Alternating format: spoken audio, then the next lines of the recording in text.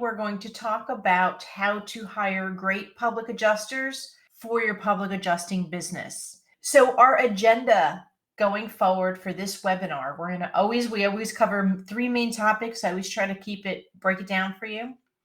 We are going to cover how you should think about setting the talent criteria that best matches what you and your public adjusting company need, because there's a lot of options.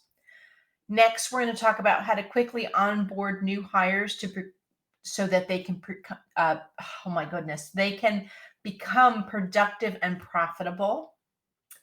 And the third is we're going to show you how to grow your own public adjusting talent.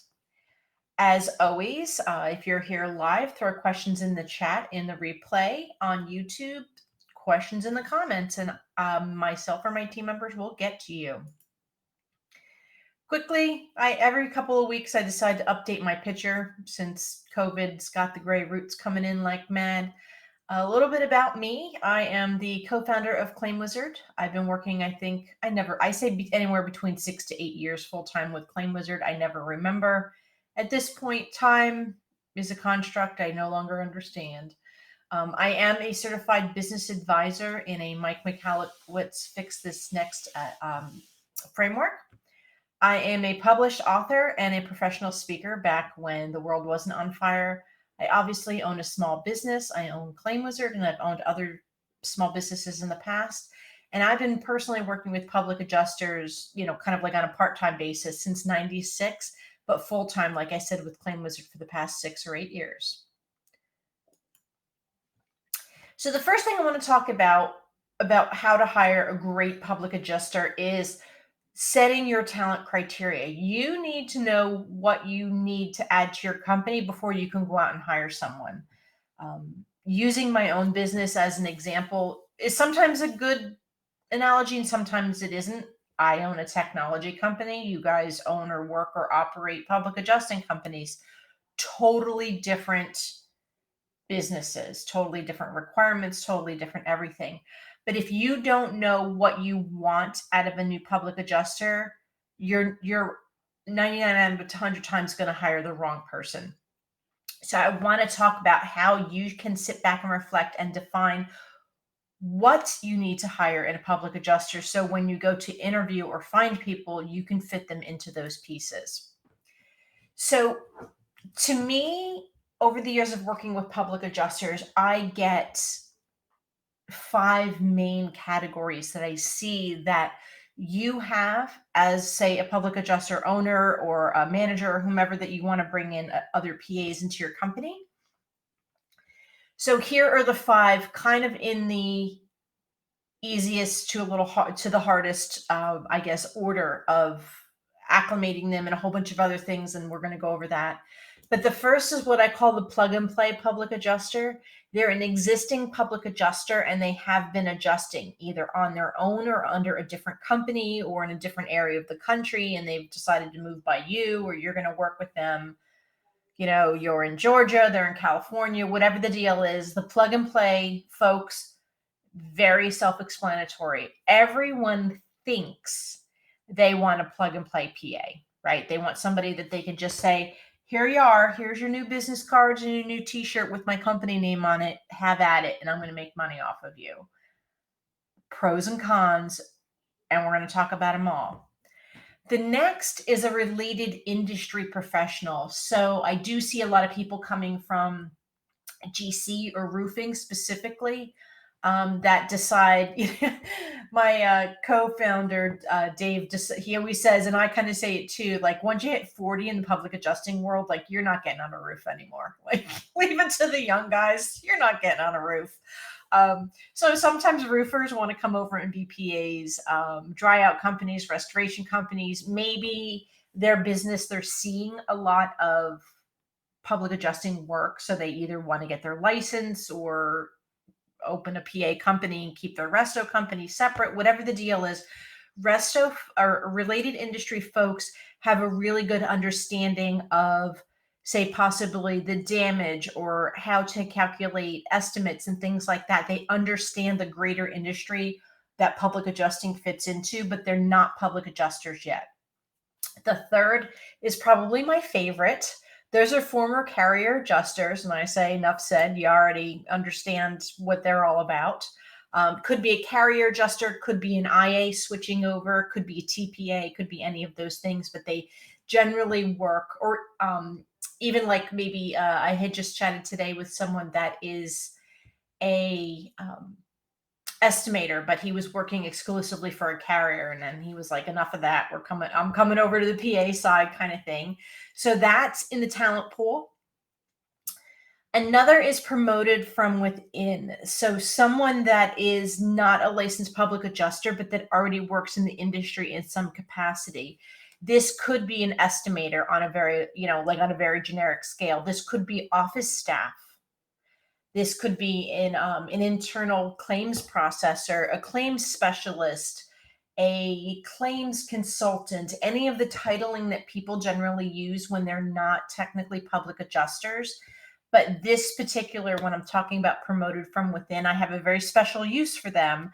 But they know the public adjusting industry, probably from the office administrative side, but they are not public adjusters. And then the last is new to it all folks who are completely new to the industry. They could be somebody in your family, a child, an adult child that has grown up, maybe knowing and being around it, but not really understanding anything about the business. And they're completely coming from the outside. I have seen people come into being public adjusters from being literally everything from dental hygienists to massage therapists to let's see, what are some of the other ones? Data technicians, like an IT data tech kind of guy. Like I've seen it all comes in, and they all have their own reasons for wanting to come in. But these are the types of people, or kind of like categories of folks that you could possibly consider for bringing in as a public adjuster. So what we're going to talk about next is this hiring matrix, right? So like this is the thing right here. Screen cap it. You're going to get the slides if you're on live. Pause it on YouTube, take a screen cap, that kind of thing. But this is really depending on what you want. So you have to think about the pros and cons here. And not everything that has a check mark is a pro. So we're going to talk about that as well. You see here down the left-hand side, I have the categories of folks that we were talking about. And across the top in the blue, I have some of the really big milestone kind of features or benefits that you need to consider about what you really want in your industry. And some of this has to do with your time to onboard, how much time you have to hold hands or babysit kind of thing. If they're, say, Florida, because we have apprentices in Florida that have to apprentice for 6 months under an existing public adjuster with a valid license. You have to think about, can they bring their own sales in? Are they experienced with this? How long is it going to take you or your team to onboard? But the last two are huge. And I can tell you from talking to everyone that people don't think about these last two columns enough when they're trying to expand their public adjusting team. So I want to talk about those. First thing, plug and play. Awesome, right? This is where we talk about, I'm going to hire you and we're going to do the back office paperwork, which probably isn't all that much that you're offering them, to be honest, from what I've seen. They're still generating their own paperwork, generating their own documents, doing their own estimates, all of those things. But they have a license, so they look really, really appealing to you right now when you want to ramp up your business fast and get that cash flow in and more clients and that sort of thing. So they have a license, so that's a green check mark, right? They understand the industry, obviously, because they already are part of the industry. So that should be a no-brainer. You don't have to explain what a proof of loss is versus a letter of representation, et cetera, et cetera. They should obviously understand the laws and the deadlines pertaining to the states that they are adjusting in, because it is part of their license, right? They're supposed to understand that stuff. Next is the plug and play folks we hope actually bring sales experience. Now, after I wrote this, I actually thought about it, and that may not be the case. There are, I have experienced public adjusting companies, Canada, Mexico, Virgin Islands, Hawaii, everywhere. I think I'm missing 3 states so far.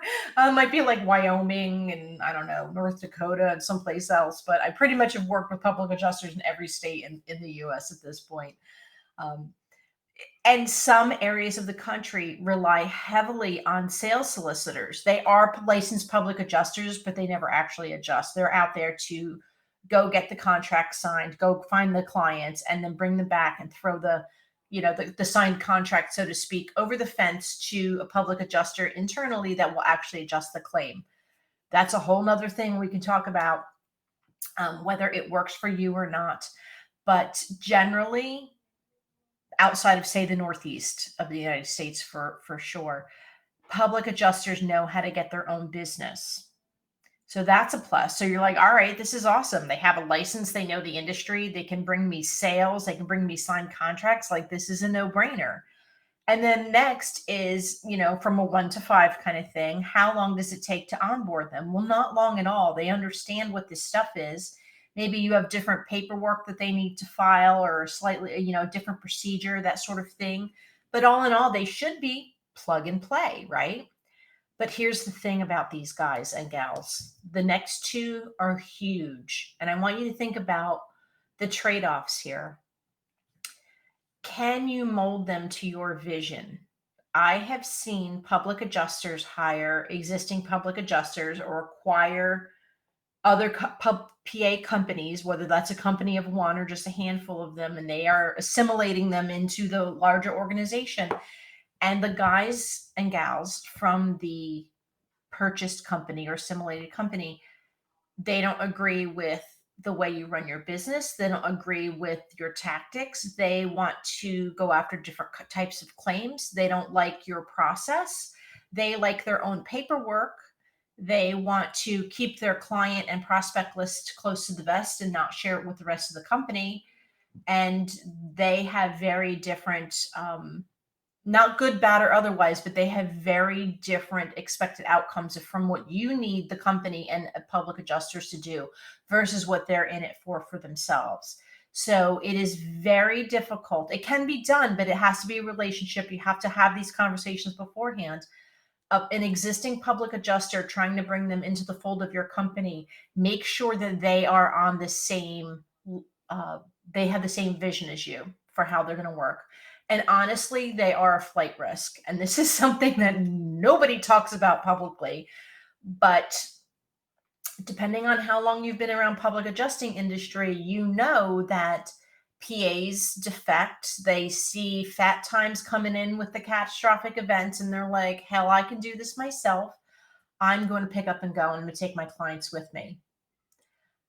So in my opinion, from what I've seen, seasoned, really strong public adjusters are a flight risk.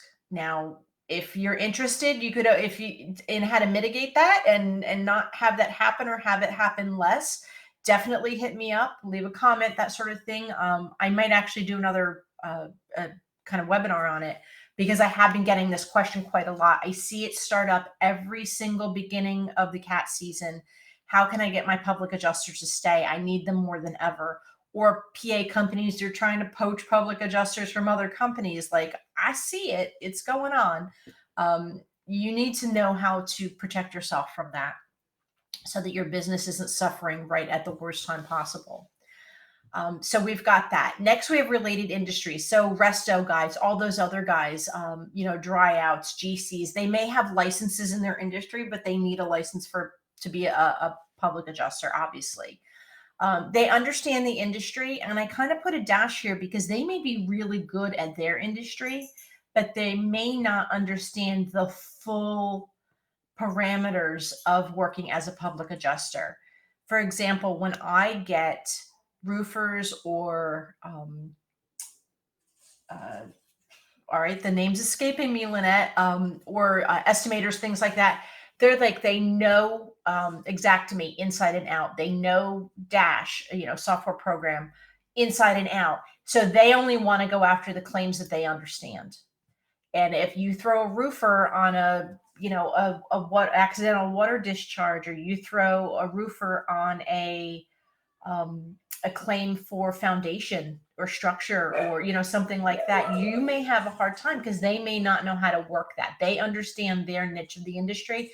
So if you want to do a bang up job and you need a specialist because your area is just fat with roof claims, by all means take a former roofer under your wing, train them up, because they're going to understand roofs better than, say, maybe a kind of a all around public adjuster that doesn't get on roofs that often, things like that. They're going to have more context in the industry, things like that.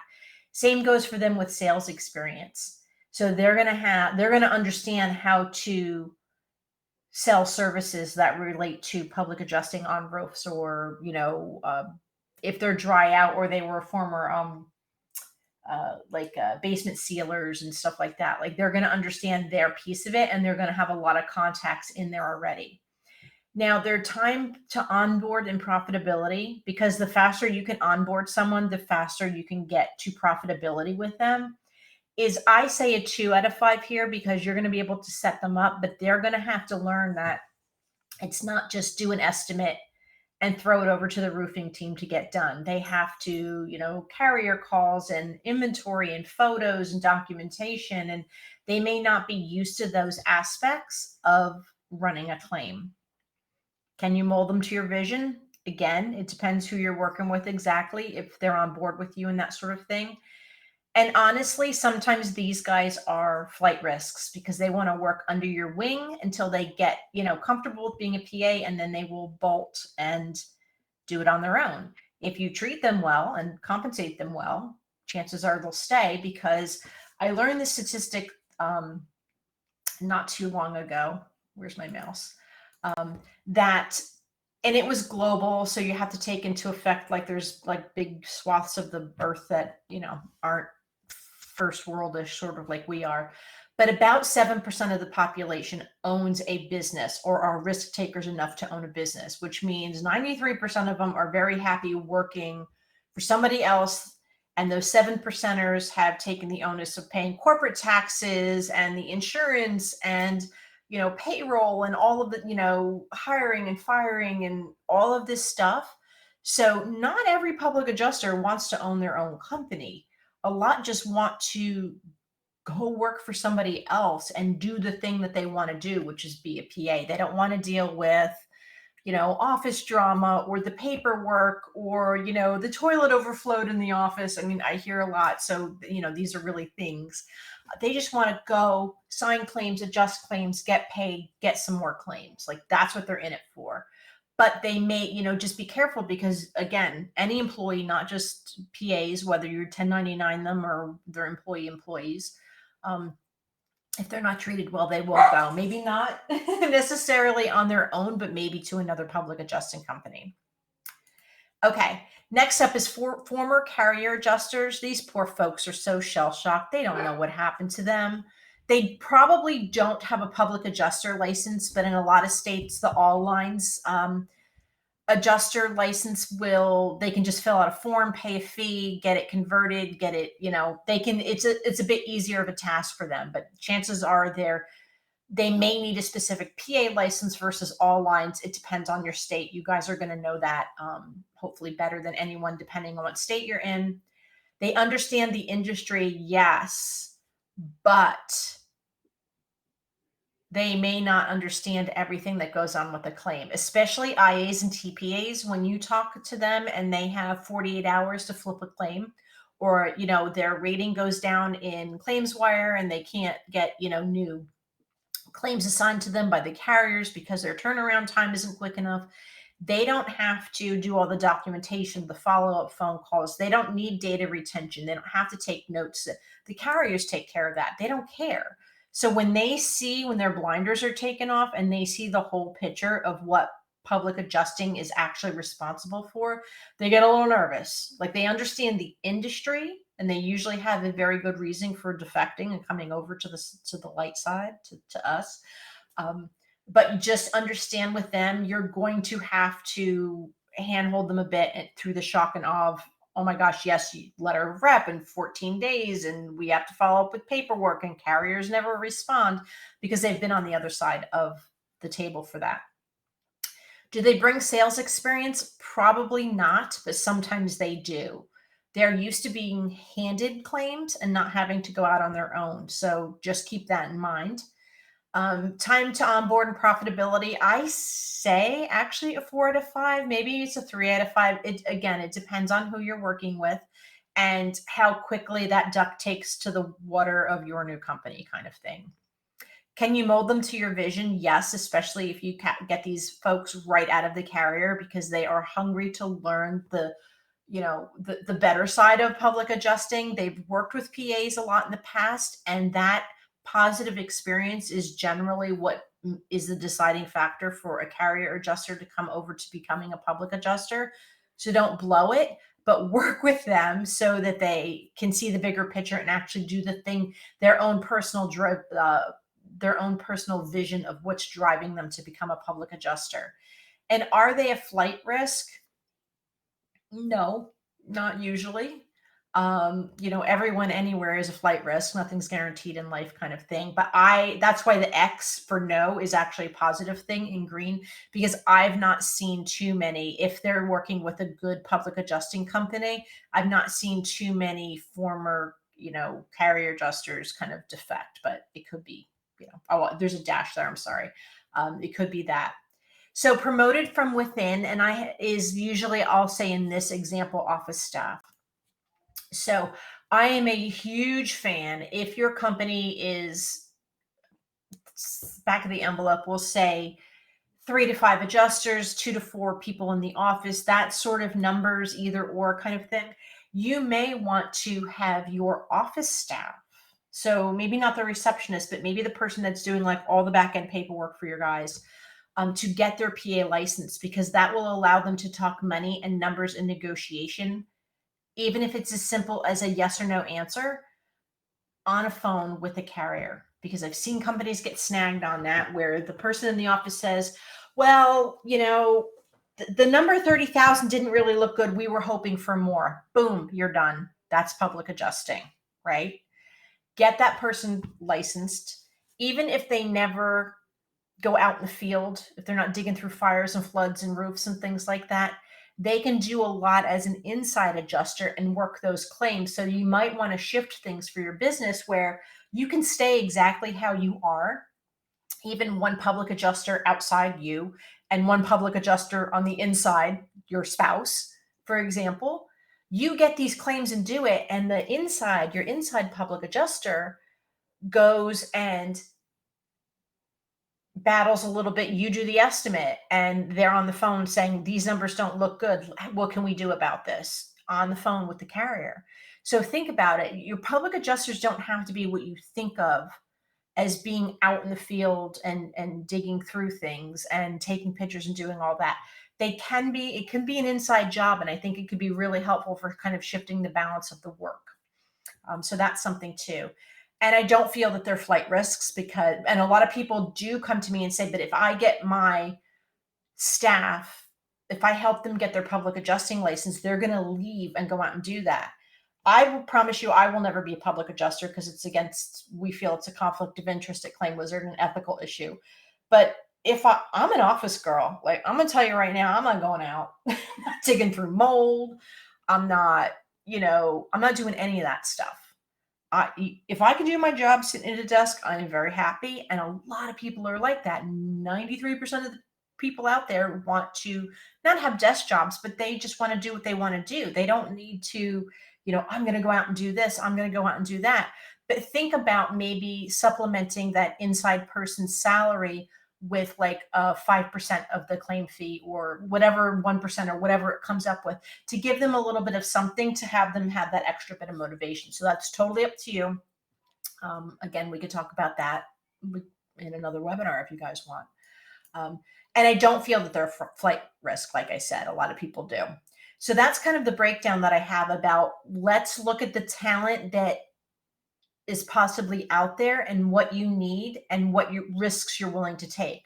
Obviously, the new to it all on the bottom, it takes them a lot longer to get on board. They may have a lot of work to do to get their license. They don't understand the industry, all of that. So the new to it all is sort of that. You're bringing in somebody totally from the outside, When I started with working with public adjusters, I had zero idea about anything, but I learned it along the way. Of course, things are much different now from the 1990s and all. But if you want to bring a spouse or a family member or sibling or a child, adult child into the mix, grow your own. Like it's really like internally bring them up and do it, but know that you're going to have to put a lot of work into them. Okay, next up, this is real simple. So I didn't, usually I kill y'all with slides, but I didn't do it this time. We're going to talk about how do you onboard a new public adjuster into your company. I came across this idea in a mastermind group that I'm in, and I thought it was brilliant, right? I'm doing it with my own team with things that are definitely not being public adjusting related. But when you bring in a new person, I want you to do this. And the next webinar we have is going to be almost the same exact thing, but office staff, right? But it's almost the same thing, but it's completely 150% different. So what I want you to think about here is when you bring on a new public adjuster or a new office person or a new whatever in your company, you are going to make a 90-day plan. I can write, so please don't email me and ask me for it yet, but I'll do it for the next webinar for the, when you're, I'm bringing on staff and things like that. So I will do both for then, but not right now. With this, I'll need a couple days to get it down on paper. I will write a 90-day onboarding plan for new public adjusters that you can take and use and tweak and bastardize and do whatever you want with, whatever matches your way of doing things, because I have helped public adjusting companies write these to their specifications, or actually even helped them implement it. I've had to onboard new public adjusters in 90 days. When I hire someone new for our company, they have a 90-day plan. Week 1, week 2, week 3 and 4, month 2, month 3. That's what you need to think about.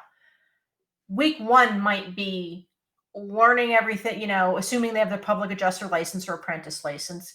Week 1 might be like, here's the deep dive with the office staff, here's how we do claims. Here's, where our file servers are. Here's where your ClaimWizard ID is. Here's where everything is. Week 2 might be, starting to do drive-bys and stuff like that, or drive-alongs, things like that. We can work this out. I literally just thought that I should have given that to you today, but I didn't think of it, so I'm going to give it to you in the near future. If you're on this webinar list, I will email it to you when it's done. If you're on the YouTubes, I will put a link in the comments when it's done, and then you can click and take it. So this mentoring system that I love, and this works in your 90-day onboarding plan. And basically after the 90 days, if they have not hit milestones or they've been lagging, you have very small time steps, 1 week, 2 weeks, 4 weeks, to catch problems and to correct them. But by the end of 3 months, if they're still like, I don't understand what a proof of loss is. Why do we do estimates again? You have a nice clean out, and they need to know that in the beginning. Like your 3-month trial, if you can't cut muster and we're gonna like work everything out as we go, not like wait till the end of 3 months and go, you missed all this stuff. Like you have to mentor them along the way. It's a very easy out for you without feeling bad about firing someone. If you can bring, if it's in your thing to want to bring on, more than one public adjuster, training one public adjuster and training 2 is not that much different. So do 2 at once if you can. So this mentoring system is, for example, I have a relatively new hire. I'm going to do something and she's going to watch me do it. She's going to stay on calls with me. She's going to look at my documents. She's going to see the classes I put together, the webinars, podcasts, whatever I'm doing, right? She's going to watch me do it. And I'm going to tell her, hey, I'm doing this today. Let's jump on the call while I'm doing it. Next, it's going to be like, I'm doing it and you're going to help me. And I'm going to say, you're in a place with a public adjuster that you're training to get up with you. And you're going to go through and you're going to do this and you're go, all right, why did I do a certain thing, or why am I estimating damage here, and the other thing, why am I doing a white napkin test on the counter next to the room that had fire damage while I'm looking for, I'm doing this. Why am I doing this? Like, have them tell you why. Have them almost see like, okay, you should go in this room, boss, and do this thing. And they're going to help you. So you understand that they have the cognitive understanding of what's going on in the job and what's going on in your head. Then it's going to switch. Then you're going to work with them and they're going to be the ones leading the project on a claim. And you're going to help. If they have questions, you're going to help, and you're going to answer questions or gently nudge them like, hey, did you check the bathroom? Like, whatever, like, kind of thing. The master bedroom had a fire. Did you check the master bath for like smoke damage? And oh no, you didn't even think about it because they were not in the same room, kind of thing. Whatever situation it is, you're helping them. And then next, you just kind of take an observatory role and you watch them, let them make the choices they're going to make. As long as the end result is what you need, just watch. If they're really going to jump off a cliff, then obviously you're going to grab them by the collar and pull them back. But at this point, you should be comfortable with what they're doing, that you can take the training wheels off and let them go. This same process works in the office. This process will happen over the 90 days. So we're going to build that in there. Okay. So next, it's grow your own talent. How are we going to do this? Trust me, Lynette's crazy with the numbers. I don't math. I math when it's plus and minus. When I math like I'm about to show you, I have no idea, right? So I use the word apprentice here in two senses. In the literal sense of, hey, if you're in Florida, this is what you have to do. But hey, when you bring on a new public adjuster, even if they're a plug and play public adjuster, they still have to get acclimated to your business, right? So here you are in the blue. See, I changed the way my little webinars work so you can at least see my mouse. So here you are in the blue. And this is, say, January 1st, right? January 1st, you're going to bring on an apprentice and you're going to train them. They're going to, you do, they watch, you do, they help. They do, you help. They do, you watch, right? That deal. 6 months, boom, especially in Florida, right? So we'll use Florida as my favorite place because they so much crazy going on and so many things, that they're a great example. So apprentice now becomes adjuster, right? Teacher, student now becomes master. So this adjuster can now, in theory, this doesn't have to be 6 months, it could be a year. But if we're using the Florida thing, right? So one licensed public adjuster can have one apprentice at any time. That apprentice must apprentice for 6 months, and then they can apply and get their full license. That adjuster is now eligible to take their own apprentice. So now you have orange apprentice has become orange adjuster. You're blue. You can now take a second apprentice, right? Because the first one's done. Now you get a second one if you so choose.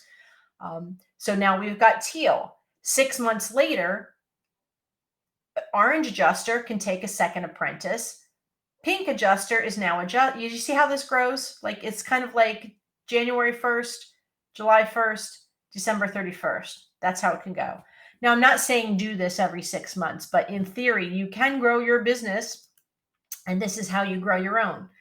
Now, math is hard. Lynette knows that. And I came up with a really stupid, very basic, it doesn't really work like this. I tried to do an actual spreadsheet and Lynette doesn't number. I use $100 as a fee for a year. I don't know how much public adjusting companies make. So let's just go with this. If you make, as you yourself make $100 a year as a public adjuster as your, say, 20% fee, right? If that's your company fee, 1 year you get $100.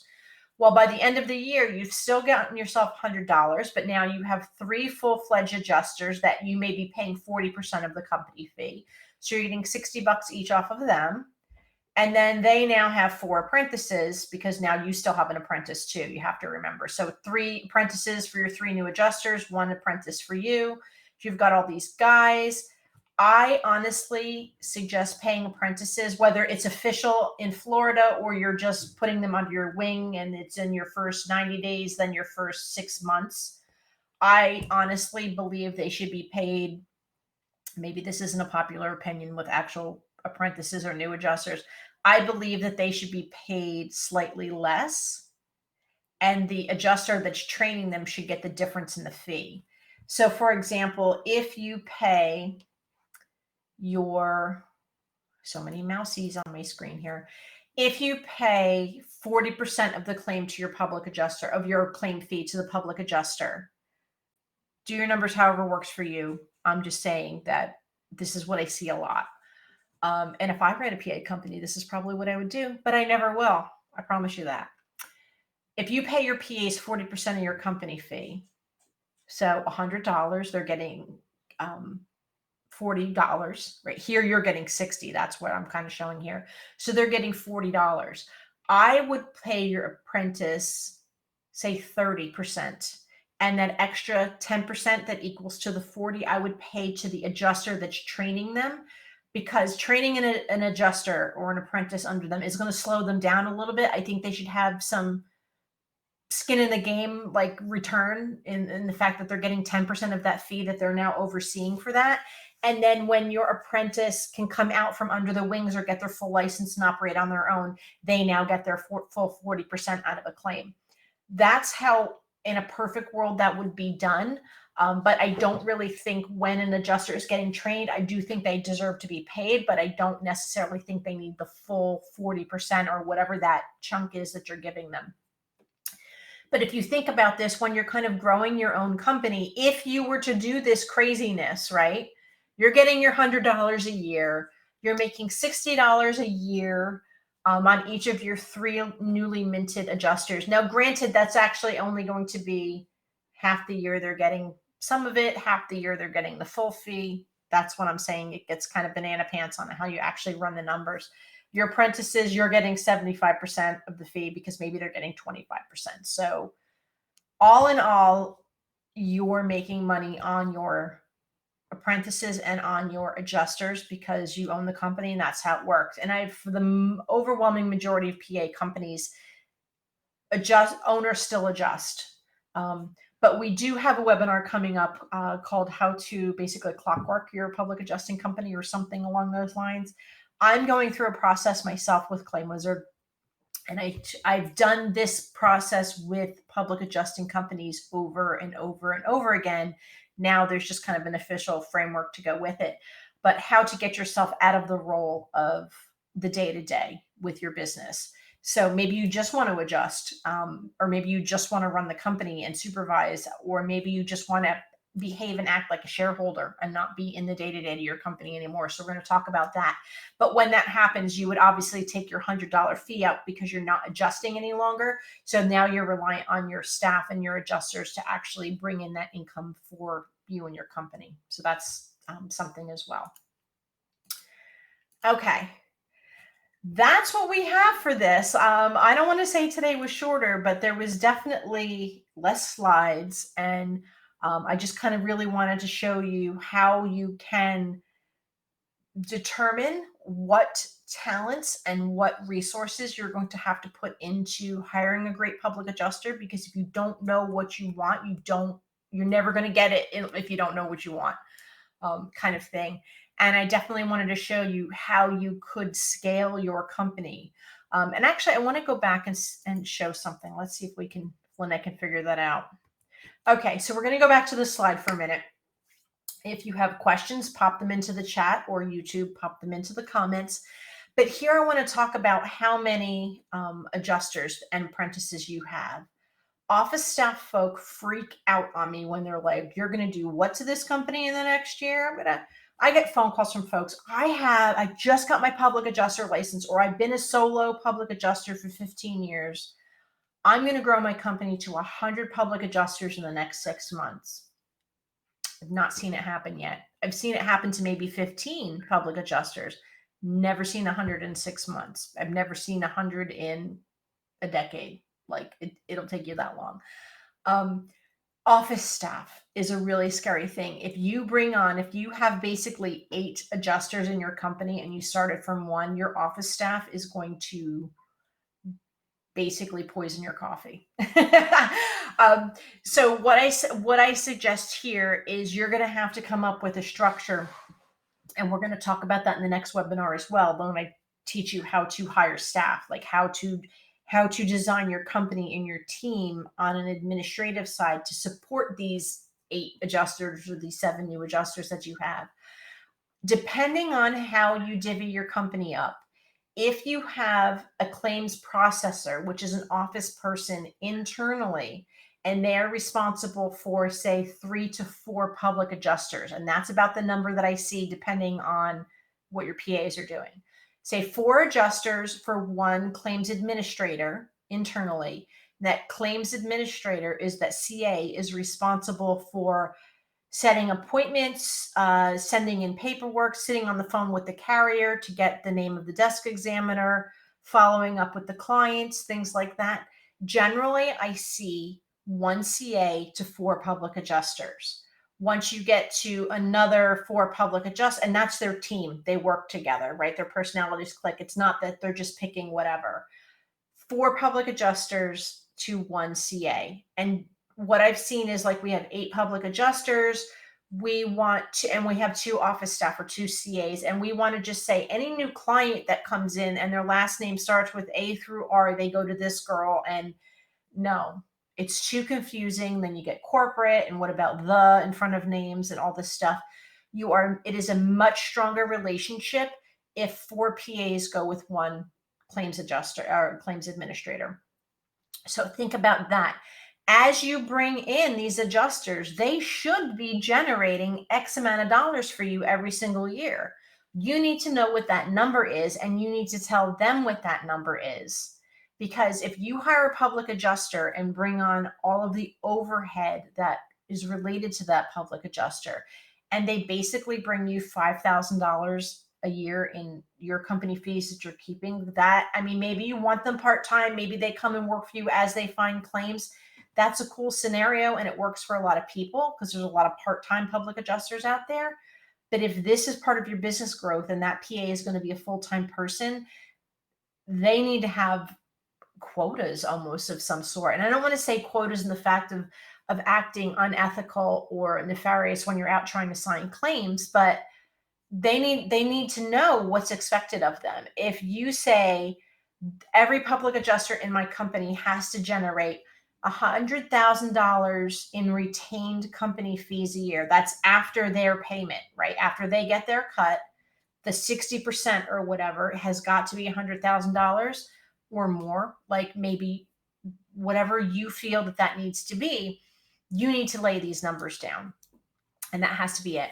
But if you have a public adjuster that is not bringing you $100,000 in net company fees a year, if you have that, you can afford the office staff. You can afford, all the bells and whistles and all the things you need to do, the growth and things like that. So it's a financial commitment as well to having somebody work with you.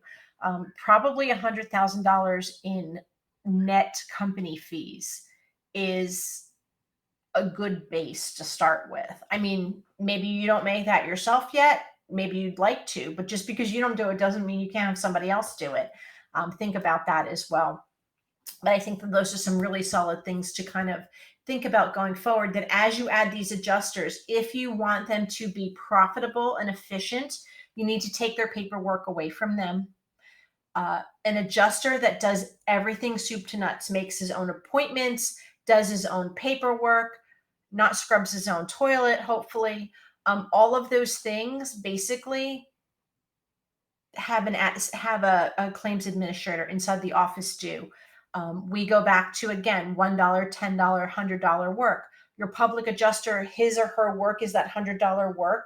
Don't have them do $10 or $1 work by sitting on the phone with the carrier for an hour waiting for the name of somebody or waiting to verify an appointment or something like that. Waste of time, waste of talent, waste of a public adjuster's license. So as you grow your public adjusting staff, you have to think about how you're going to backfill and support them. Okay. Any questions? We're going to go forward a little bit. You can find the rest of our webinars, claimwizard.com/webinar, our YouTube channel, all that stuff's going on with it. If you have any questions, I would be very happy to help you and answer them, get you in the right direction, that sort of thing. Otherwise, I'm going to turn my camera off and bid you all